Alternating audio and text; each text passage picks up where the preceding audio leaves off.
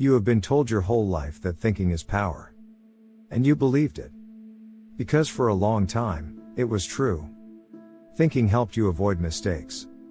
It helped you plan, prepare, see problems before they arrived. It served you. But there is a point, a very specific point, where thinking stops being a tool and becomes something else entirely. It becomes a place to live. A way to feel like you are moving without actually moving. A sophisticated method of staying still. Most men who are stuck are not stuck because they are unintelligent. They are stuck because they are intelligent enough to generate an infinite number of reasons why the next step is not quite ready yet. The Stoics saw this clearly. Marcus Aurelius wrote about it not as a philosophical abstraction but as a personal battle. He had to remind himself, repeatedly, that thinking about what a good man does is not the same as being one. That the rehearsal is not the act. That the map is not the territory. Epictetus was more direct. He taught that most men use the appearance of deliberation to avoid the discomfort of commitment. They are not thinking toward a decision. They are thinking instead of one. Here is what is actually happening when you cannot stop turning something over in your mind. Your brain is not searching for the answer. It already has enough information to act. What it is doing is managing fear. Every additional consideration, every new angle, every what if is not analysis. It is protection. Protection from the moment when thinking ends and you have to find out whether you are capable of what you believe yourself to be. That is the real threat the overthinker is avoiding. Not failure in the practical sense.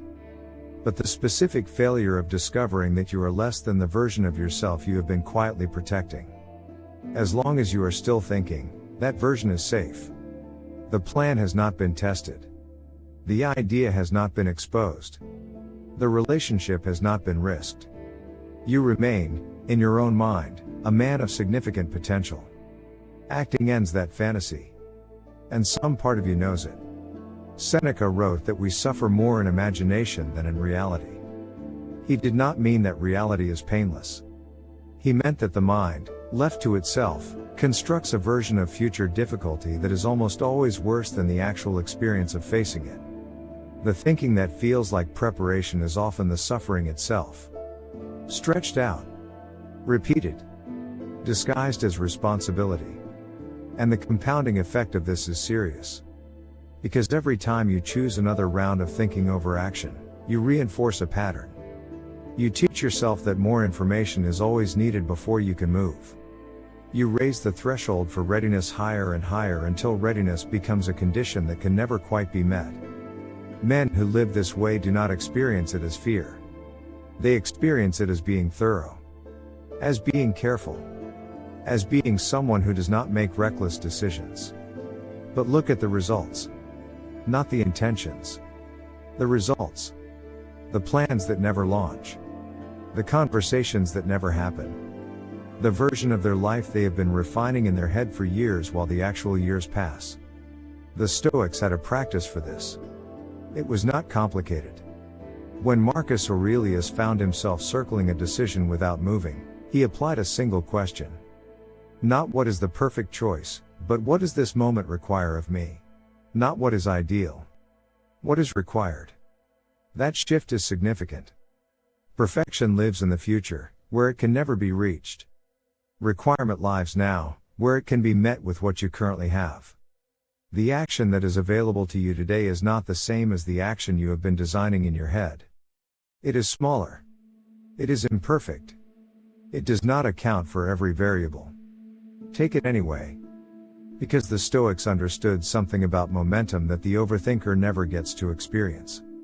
Action produces information that thinking cannot. The first step does not just move you forward. It changes what you can see. It reveals the next step, which was invisible from where you were standing. You cannot think your way to that information. You can only move your way to it.